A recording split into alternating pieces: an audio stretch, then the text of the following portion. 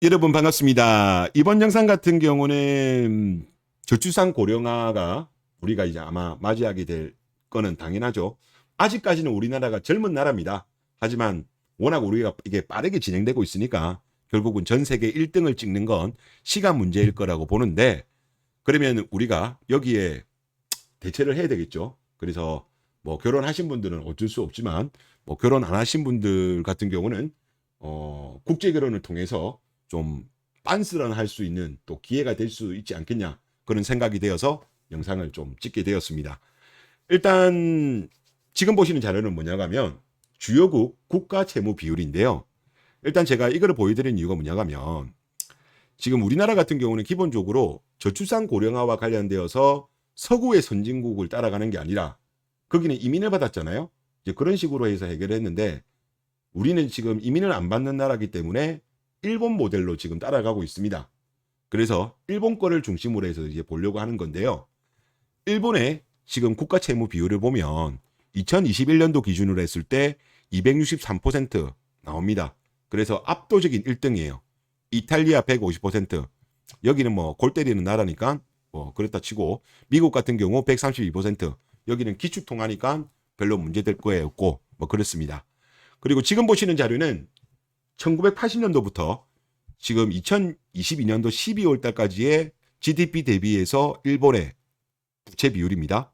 그래서 2022년도 12월 기준으로 했을 때 263.90입니다. 그러니까 2021년 대비했을 때 0.8 정도 올랐다라고 보시면 될 것 같고, 그리고 이제 일본 같은 경우도 계속적으로 국가 부채 비율이 늘어났습니다.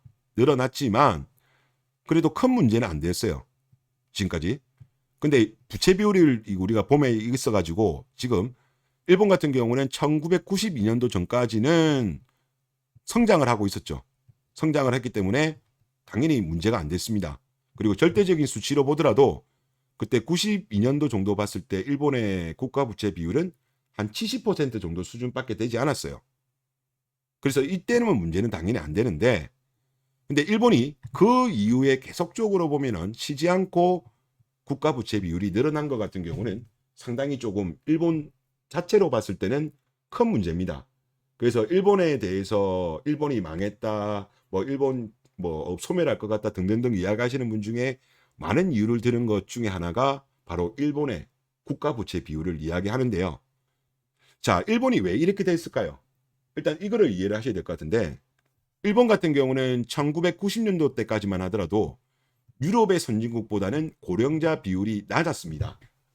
그리고 2005년에 세계에서 가장 고령자가 높은 나라가 되었죠. 그러니까 서구 선진국 같은 경우는 이제 저출산 문제가 진행이 되면서 이민을 받아들이면서 이거를 해결을 하면서, 원래는 유럽 쪽이 더 높았는데 일본은 이민을 받지 않다 보니까 결국은 일본이 1등으로 오른 거죠. 그리고 2005년 이후로 일본이 고령자 비율이 가장 높은 나라로 계속적으로 지금 가고 있습니다. 결국은 우리가 이거를 뛰어넘게 될 건데, 자, 그런 상황이고, 그리고 일본 같은 경우는 생산 연령 인구가 1995년도에 정점을 찍었고 총 인구 같은 경우는 2008년도에 정점을 찍었습니다. 그러면 일본이 왜 이렇게 부채가 계속적으로 늘어났냐고 하면, 일단 기본적으로 일본이 1992년도 이후로 버블 경제가 꺼지고 그 다음에 일본이 저성장 시대로 들어갔습니다. 저성장 시대로 들어가게 되니까 당연히 세수가 줄어들게 되겠죠. 그리고 저출산 고령화가 심하게지니까 사회보장 비용이 급증하게 되었습니다. 일본 같은 경우는 사회보장 비용을 중앙정부와 지방정부에서 40% 정도를 부담을 하고 있다고 합니다. 그런데 지금 저출산 고령화가 워낙 심해지다 보니까 이제 사회보장 비용을 일본 정부에서 부담하기 힘들었던 상황이었나 봅니다. 물론 일본 국민들한테도 어느 정도 부담을 시켰지만 그게 한계가 있는 거죠. 그러다 보니까 일본이 선택했던 건 뭐였냐고 하면 결국은 국채 발행을 했습니다. 그래서 1990년부터 2021년까지 사회보장 비용 충당을 위해서 누적 372조 엔의 국채를 발행을 했어요.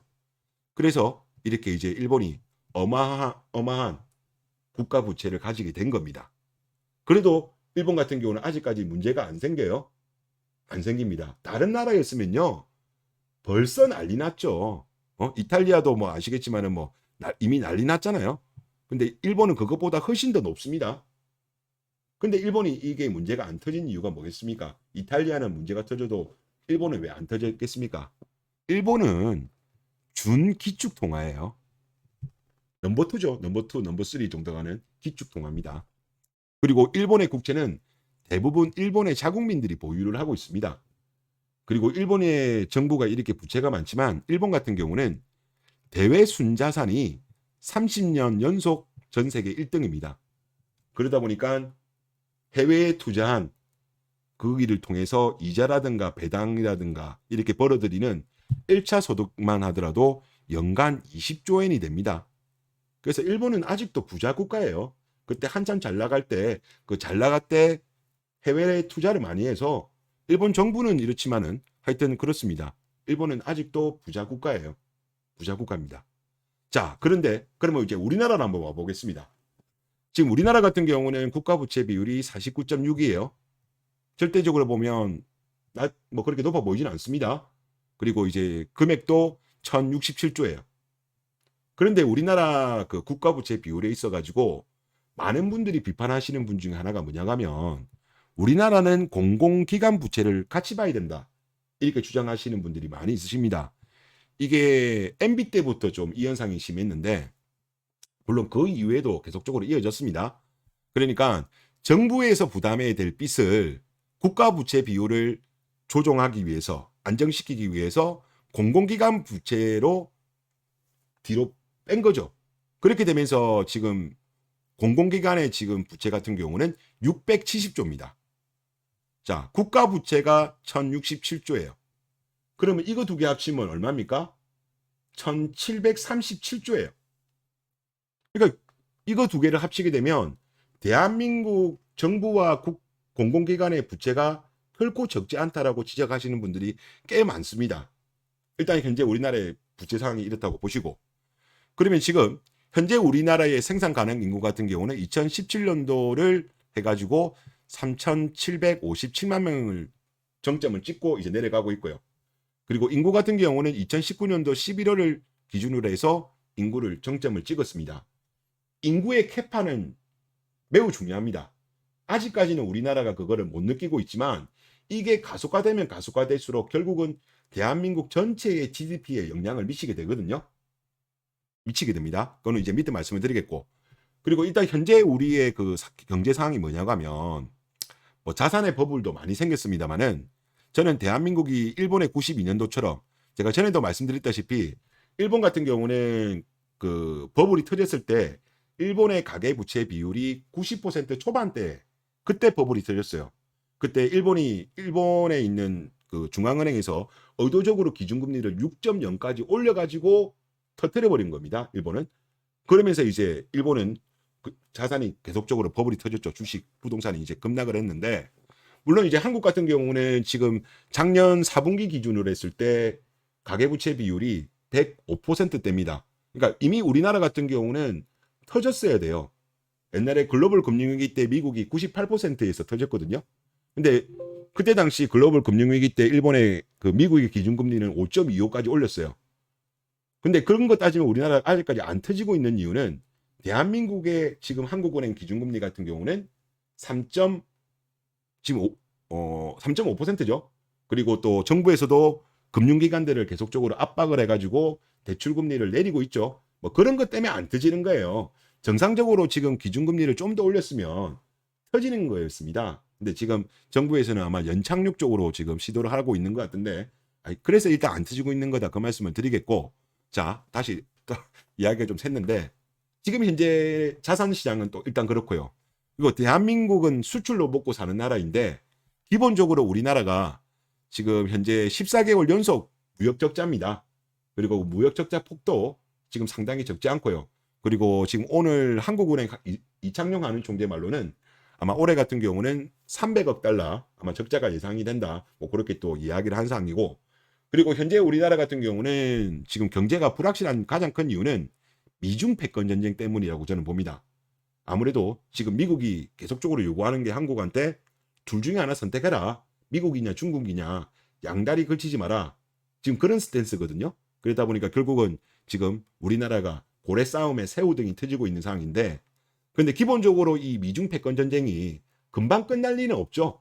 그래서 이게 상당히 오랫동안 진행이 될 거고, 이로 인해서 대한민국 경제 같은 경우는 고래 싸움 때문에 정말 새우등이 터지는 그런 경제 상황이다. 저는 그렇게 보고 있습니다. 그리고 기본적으로 예전에 일본에서 주로 이제 돈을 벌었던 뭐 기계, 화학, 조선, 반도체 이런 거를 결국은 한국에 가져왔죠. 그런데 이제 그 우리나라가 그동안에 돈을 한 20년 이상 동안 많이 벌었던 그 분야를 이제 중국이 빼들어 가고 있습니다. 그런 상황이다 보니까 이런 부분 때문에 또 우리나라가 수출이 쉽지 않은 그런 상황인 것도 어쩔 수 없는 지금 상황입니다. 그래서 당분간 경제는 그렇게 쉽지 않을 거고요. 그리고 인구로 봤을 때도 뭐냐 하면 지금 이게 그 한경련에서 나온 자료고 지금 5월 18일 날 기사입니다. 고령화 충격에 의해서 2040년이 되면 한국의 GDP는 20.03%가 감소한다. 와, 5분의 1이 날아간다는 거예요. 그리고 2040년이면 얼마입니까? 17년 뒤에밖에 안 돼요. 17년 뒤밖에. 여기 내용을 한번 보겠습니다. 한경련은 OECD 국가 패널 자료를 사용해서 실증 분석을 한 결과 생산 가능 인구가 1%가 감소하면 GDP는 0.59%가 줄고, 지금 이미 우리나라 줄어들고 있습니다.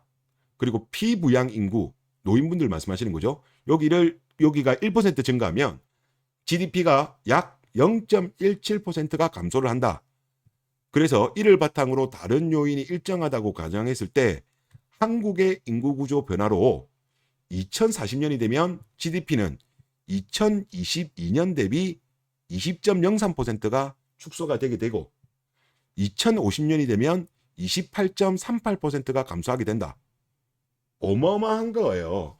인구가 줄어드는 것 자체는 어떻게 보면 물론 이것도 사람들에 따라서는 좋게 보시는 분들도 있는데, 대한민국의 하여튼 캐파는 엄청나게 줄어드는 겁니다. 그러면 당연히 이 캐파가 줄어들게 되면 어떻게 되겠습니까? 세수도 당연히 줄겠죠. 전체적인 세수를 우리 거둘 수 있는 게 GDP가 이렇게 줄어드는데 전체적인 절대 규모인 세수가 늘 수는 없습니다. 그런데 아시겠지만 우리나라의 그 고령화 속도가 워낙 빠르잖아요. 워낙 빠르게 가고 있기 때문에 그러면 결국은 지금 현재도 우리나라가 노인 빈곤율이 전 세계 1위예요.